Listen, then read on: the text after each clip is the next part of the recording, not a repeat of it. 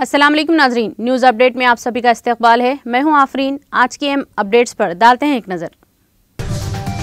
सदर रामनाथ कोविंद और वज़ीर आज़म नरेंद्र मोदी ने हरियाणा, पंजाब, केरला, मध्य प्रदेश, छत्तीसगढ़, कर्नाटक और आंध्र प्रदेश के अवाम को रियासती यौम तासीस के मौके पर नेक ख्वाहिशात पेश की। कोरोना इन्फेक्शन की वजह से तकरीबन 19 माह के बाद दिल्ली में नर्सरी से 8वीं जमात तक के स्कूल खोले गए। वज़ीर आज़म नरेंद्र मोदी मौसमियाती तब्दीली पर अक़वाम मुत्तहिदा की जनरल कॉन्फ्रेंस COP26 से खिताब करेंगे और बरतानिया के वज़ीर आज़म बोरिस जॉनसन के साथ दो तरफा मीटिंग भी करेंगे।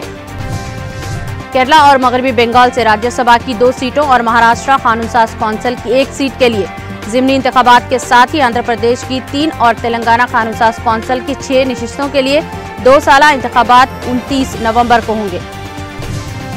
साबिक वज़ीर आज़म मनमोहन सिंह को इलाज के बाद नई दिल्ली के एम्स हॉस्पिटल से छुट्टी दे दी गई। RSS की खवातीन विंग की सदर शांता अक्का ने कहा कि जिस तरह से मुल्क के पहले वज़ीर दाखिला सरदार पटेल ने समाजी नाहमवारियों को दूर करके मुल्क में इत्तेहाद और सालिमियत कायम की, इस हुब्बुल वतनी के साथ हमारे डॉक्टर कोरोना वबा के खिलाफ मुसलसल जंग लड़ रहे हैं।